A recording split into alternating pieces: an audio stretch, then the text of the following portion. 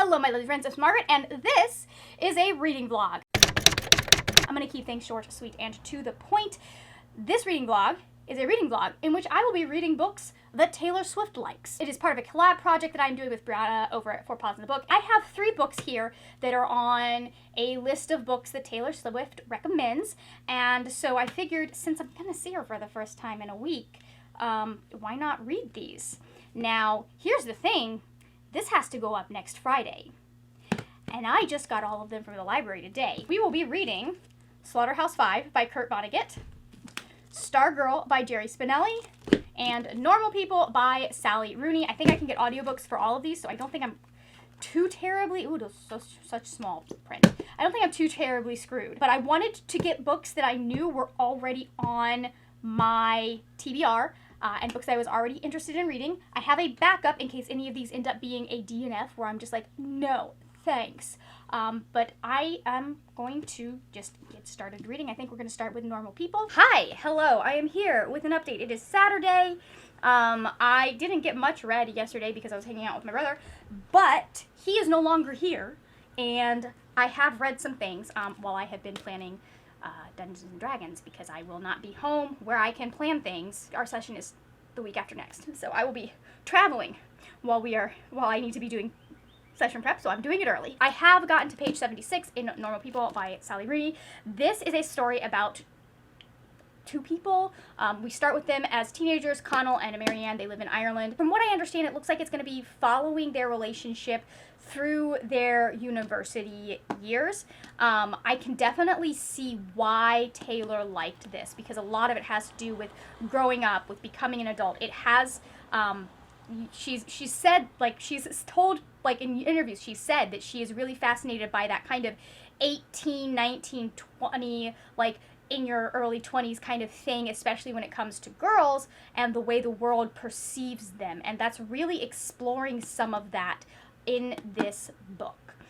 This is really exploring some of that. It's exploring it on both ends, both with Connell and Marianne, but I think that is really part of what makes it appeal to her. I'm glad I'm listening to it as an audiobook, because, like, this is a little bit different in format than I am used to. There are no, like, she doesn't do quotation marks or anything, and I'm just like, okay, that's confusing, but that's okay. And I know that not every country does quotation marks, but I think, or not every language is quotation marks like normal, but they have different things that make things distinct, so you know it's dialogue. Anyways, so that was a little off-putting when I was trying to find my place, but, like, I'm listening to it and it's really well done. I like the narrator, and I think she's doing a good job. But it's interesting kind of seeing how this relationship is going. I don't know how it's going to end. We'll see there if I'm going to like the ending. I have a feeling that Taylor might like books that are sadder than I like. I could be wrong, though. That is my update for this. I am going to continue reading, and I will be back when I have more to tell you. There's really not much that has happened except for just, like, some general teenage stuff between these two. And then they stop talking because he asks another girl out, even though he's been sleeping with her, and then it's college, and they're meeting again at college, and I'm just like, oh, okay, this is interesting. There's a lot of interesting, like, self-doubt for him, and for her, there's a lot of naivete, and it's just kind of an interesting combination. So, anyways, I'm gonna go. Hello, it's the next day in the morning.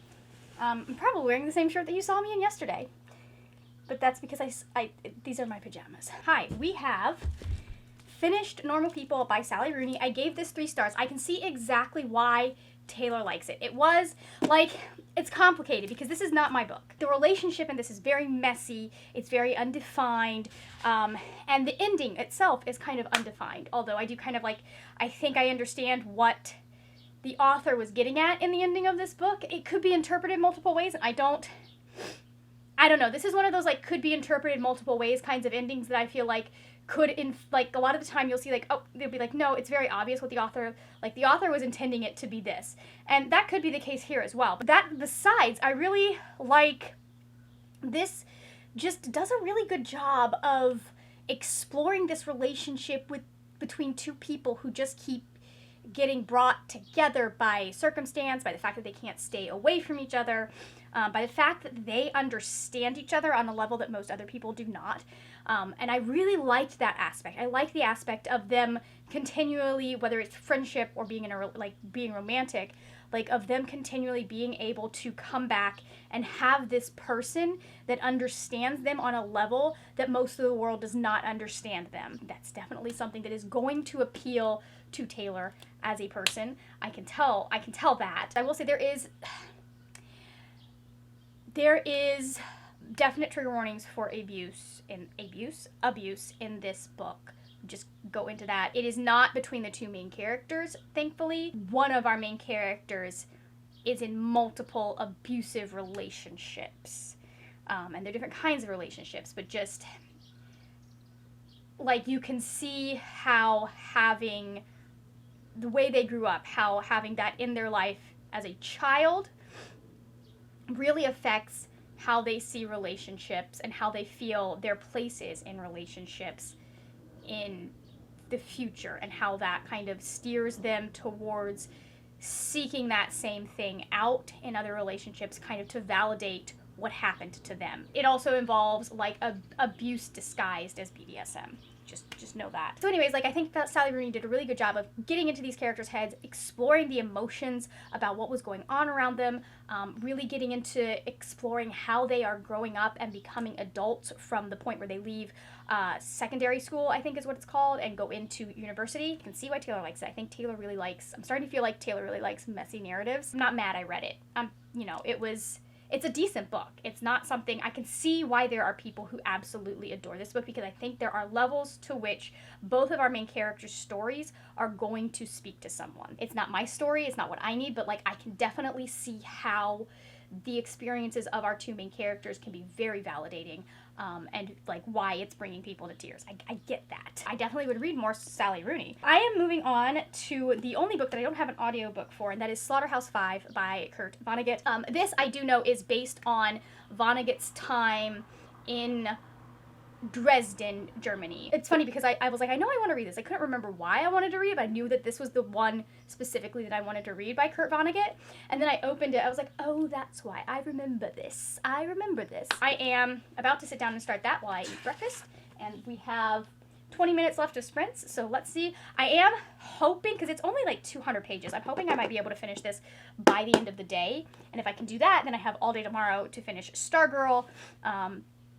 And then it's really funny because Brianna and I have been talking about like what we're doing, like not like in very vague terms, and it sounds like we're kind of paralleling some of our picks. I will check in when I am, I don't know, later in the book. So we're about 11 pages into Slaughterhouse-Five already, and this is a very interesting structuring book. I have got a couple things I want to talk about, so that's why you're up here.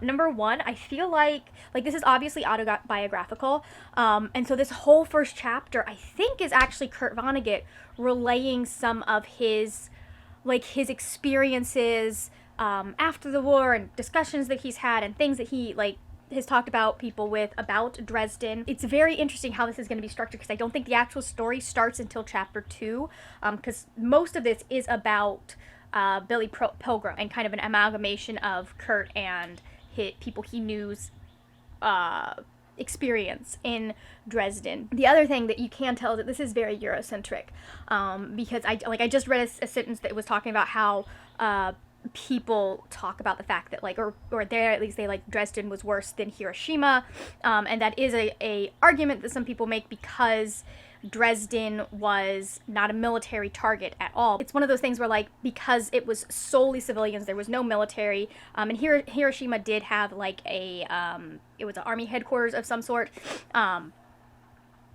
People feel that Dresden was worse, and yet you sit down and you look at how many people died and the damage that was done in Hiroshima, and I don't think, regardless of whether it was a civilian or a military target, the consequences of Hiroshima were so wide-reaching and people were dealing with them for so long. I don't think that you can say that. But again, at the same time, you have to keep in mind that this is a story written by someone who was in Dresden, who is traumatized by these events, and who is trying to make sense of them, and trying to, I think there is a part of the human spirit, or part of humanity, of our brains, that when terrible things happen to us, You know, obviously we are a lot of the time weighted in our own, like, our own experiences are going to be weighted more highly because we experienced them versus something being outside of us. But also, like, we want to find something about that experience that makes sense of it in some way. And I think there is a certain amount of comfort in being able to say, like, I was part of, like, this was the worst atrocity, like, I was there, and it was, I think there's a part of that that really, like, you can see him not trying to justify, but trying to find some sense, trying to find some purpose, trying to find some kind of like a meaning, not quite meaning, but something like that in what happened and what happened to him. And you can really see him struggling with that in this first chapter. So that's very, very interesting. This is good. This is like, it's very unorthodox when in the way that it's structured, but like this was published in, hold on, when was this published? 1969. 1969 was when the original was copyright. Like that was very much like, this is very much kind of like, it also is reminding me a little bit about Ray Bradbury's writing, which I believe he was publishing in the early 70s. So you kind of can look at that whole literary movement and see how the structure of this fits in some of the works that were being produced at the same time. Most of what I know from that time are like short stories and stuff, because people love to use the short stories from that time as examples in creative writing classes and literature classes and all of that stuff. So most of that is from like literature. So, you know, if I'm wrong about that, whatever. I did want to make a note of that because it's very obvious that he is thinking from a quote unquote Western lens as he is examining these parts of his past. Hi, hello, I am, hold on, my neighbors are talking loudly outside. I mean, they're not even they're just people riding down my street on bikes, but they've passed. So, hi. You know what? I need to make a change. Can't believe I'd make a Taylor Swift vlog while not wearing a Taylor Swift shirt. Okay, so there is a lot to break down here. This is an anti-war novel, as I mentioned, and the way that Kurt Vonnegut goes into it, the entire first chapter is about his experience during and after the war. And it's one of those things that, like, the first chapter feels kind of like a non sequitur in some way. Like, it's like, why would you be talking about your own life? This is fiction. But it also is so extremely important to understand why he wrote this book and to provide the context that you need going into this book. Again, it's very much a stream of consciousness kind of writing style. The way that he goes in and out of the main character's experiences, and part of what's going on here is we have some time travel. So our main character, Billy Pilgrim, is going in and out of different places in his life as he is also experiencing the events of his capture and then imprisonment, I'm assuming, that is in Dresden. It starts out kind of laying out Billy Pilgrim's life after the war, and then we go into the first time he started to recognize these slips in time, and leads us through. And so we're getting glimpses of him as he is marching to Dresden, as he's going through all of these things as a prisoner of war. And then we're getting glimpses of his future and how that affects him in his future. And the way that it is really exploring the consciousness and trauma and all of that is fascinating. Vonnegut has a very distinct and interesting writing style. I don't think it's going to work for everyone because it is a little bit hard to follow in places, but that's also kind of part of the point of how this is written and what is going on here. Like, some of what is happening, he's talking about what it is like to be a soldier, to be an individual in a war. And there are so many things that are being discussed in this book and being talked about, and so many of them, especially in that first chapter, a lot of them are like things that I have heard from friends who were over in Afghanistan and Iraq and talking about some of the experiences that they went through there. So while it is anti-war, it's doing a very good job of showing why it is anti-war, why Kurt Vonnegut is like, no, this is bad, we need to stop it. I kind of understand a little bit of why Taylor likes this. She seems to really like the literary stuff. I'm not sure, like, we'll see when I get to the next one. But she seems to have a thing for classics and literary stuff, and I can understand why. I can understand why she's looking into this. Also, the phrase "so it goes" has turned up so many times. Like, it is a continual refrain that happens. I am going to put this down for a little bit, but I think I might actually be able to finish it by the end of the night. Hi. Totally skipped the airport update. We're here with a book update. I finished Slaughterhouse-5. I'm also here. Hello. Hi. We're in Canada. We're in Canada, and I'm not done with this stupid vlog. Aww. My goal is to finish this before we make it to Philly at this point. We've got an 8-hour drive. Yep. So, and this is a very short book that we're working on. This is the last one we got to do. Anyways, this was a little bit weirder. I should probably update you guys on Slaughterhouse-5. Gave it 4 stars. Really liked it. I will give you more thoughts on it later, but I wanted to give you initial thoughts on this first, and then I'm going to put the camera away for the rest of the day. Anyways. Whoa. You're not going to vlog Niagara Falls? Oh, right. We're going to see places. Okay. I'm not going to talk to you probably for the rest of, at least not until we get to the hotel. We have Taylor Swift on pause, so I'm going to keep this short because we can't pause. I'm desperate to get back to Taylor. Taylor doesn't get paused for long. This is like the Manic Pixie Dream Girl book. I don't understand, like, this child, I don't understand her. She's like one of the crunchy granola moms on YouTube if she was 16. Oof, that is a drag. Like I'm just like that's just her. There's a specific one that I watch that I'm like, this is who this girl would have grown up to be. She's homeschooled, which I don't know any homeschoolers that were like this. Anyways, but you were raised by Christian homeschoolers, not hippie homeschoolers. I mean, that is true. If I homeschooled my kids, imagine what they'd be like. That is true, but like I've known a lot of homeschoolers. I'm just saying, the communists probably also homeschooled. Anyways, so it's interesting. I don't understand why Taylor likes this one. This one I can't get. I'll have to get to the end to tell you that one. But it's about a new girl coming to school, and she's very much like against the grain, and she's not like the other girls, and blah blah blah blah, and she's shaking up the school, and I'm just like, okay, hon. Up or shaking it off. No, shaking it off would probably be working out better for her, and she was popular for a hot minute, and now she's unpopular because she cheers for everyone. She's a cheerleader and she cheers for both teams. You know what? We like that. I mean, it's valid. But she's like just very like quirky girl stereotype, and like I understand there was hold on, when was this written? Like a while ago. This was written in 2000. This was like in the height of the Manic Pixie, probably more like the beginning of the Manic Pixie Dream Girl trend. Maybe she introduced the Manic Pixie Dream Girl. It's a potential, although that's always been a thing. But so like Manic Pixie Dream Girl to the max, and then one of the side characters is also a Manic Pixie Dream Girl. Love that. So I'm gonna read this. I'll probably have it finished by the time I talk to you guys next. Anyways, that's the update. I wanted to give some thoughts. Not that I have many.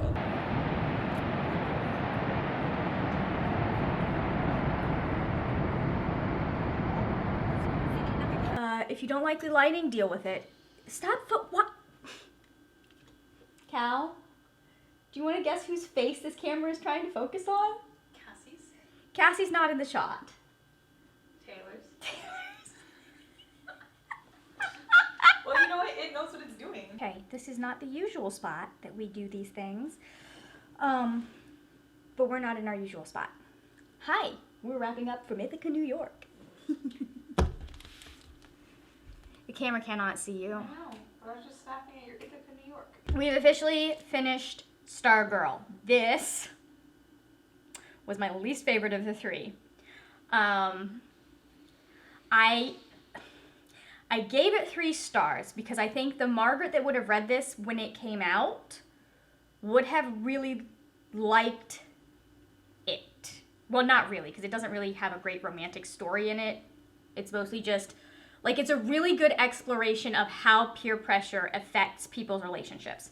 And I think that was, like, really well handled. So I think for the target age demographic that would have read it at the time, this would have worked.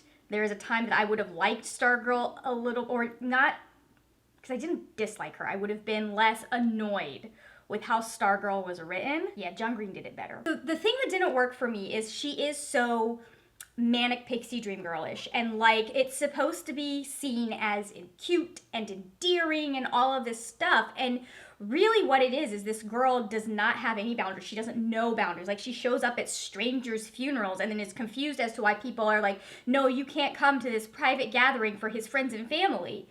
And so it's like, just like, there are things that she does that, like, she sings happy birthday to people whether or not they want her to sing it to them, basically.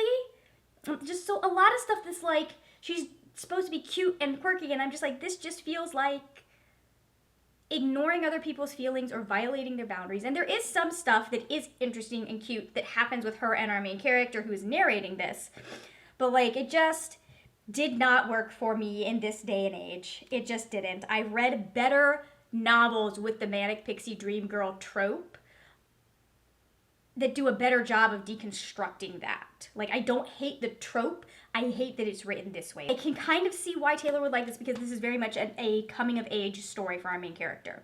And I think those really appeal to her, especially at a certain point of her life. I think that those really, really appealed to her.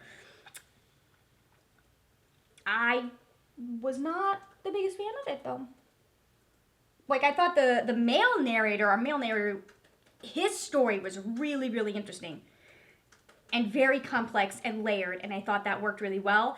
I just would have I would have rather had Stargirl toned down a little bit so she didn't feel like a caricature of this kind of manic hippie dream girl kind of trope. So I guess ranking these, it'll be this one in dead last.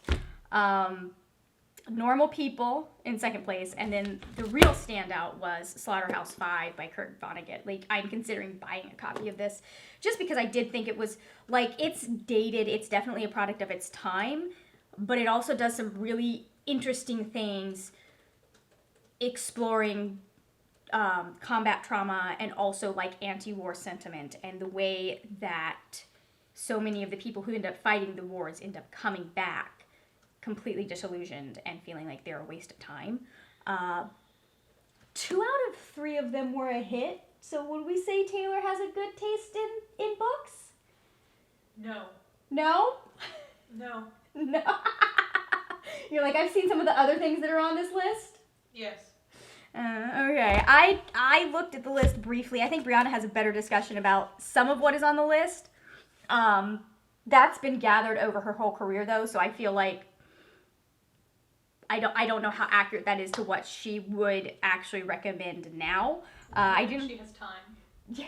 I just don't think she has time to read properly. She's busy. She is. Okay, you don't read and enjoy this book without having, like, some thoughts going into reading this book, because this was a hard book to read. No, I'm not. I'm just saying, like, yeah. Like, how would she have time to keep up with, like, the latest? Like, what's going on? Yeah, and she's like, of course she gravitates towards classics and, like, yeah. pop it, because, like, how else? I was more thinking about the Harry Potter stuff and the fact that she probably does not stand now. Considering that, like, she's very, like, I feel like she has a finger on the pulse of different LGBT issues, and especially considering, like, some of the choices she's made when it comes to casting and stuff. At the same time, like, I think a lot of people out of BookTube don't understand the, or are held to the same kind of level, although Taylor is so big, like, I kind of am holding her to that level, but I don't think people outside of BookTube understand with some of these books why we need to be questioning them more than we are, because I think, well, actually, no, let me pull the list up. Let's pull it up, because I know Harry Potter's on there. I think To Kill a Mockingbird is on there, which Roll of Thunder, Hear My Cry is right there. Read that one instead. I think it was revolutionary for its time, but it still is dated, and there's better work written by Black women that is more authentic. Oh, interesting. Evermore was inspired by Rebecca by Daphne du Maurier. Like, some of these are solid books. Like, she's got The Hunger Games on there. while I wasn't a fan of it, I like normal people, I can see why people liked it. She's got Jane Eyre on there, which is, it's a good book. I know people disagree with me, but I think we have a lot of discussions in the book space about how you should handle outdated and problematic and outright harmful material that I don't think are had in some of the wider world. And so I don't necessarily hold everyone to those standards, especially if it's just like your cousin. That said, I'd like to think that Taylor Swift is not supporting some of these authors anymore. I can see why she likes what she likes. Do I think our book tastes the line? Probably not. I think she likes open-ended, potentially sad endings more than I do. She likes complicated books, from what I've read. She likes really complicated books. And it's not that I don't like complicated books, but they're complicated in a way that I don't know, I just like my endings neater. I like a little bit more satisfaction in my endings. And some of these, like, while Slaughterhouse-Five was fantastic, like, a lot of these don't have that level of satisfaction. I enjoyed that. I think I could find some better books for her to read. I think I could find her some books that would be more fun for her to read. And maybe I will do that at some point. But not in this video. You know what we'll do is we will link the tag that I did for Midnights right over here. If you want some bookish Taylor related stuff, go ahead and check that out. If you enjoyed this video, please give it a thumbs up. That is it for now, my friends. I will see you later when we will talk about more wordy, nerdy things. Bye!